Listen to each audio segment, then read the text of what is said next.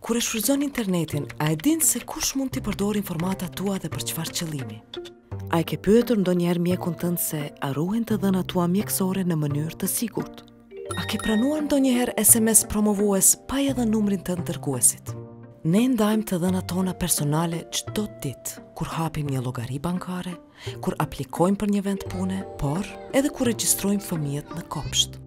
E dhënë personale është çdo informat që identifikon një individ, si emri, numri letër njoftimit, i telefonit, emaili, ditëlindja, rroga.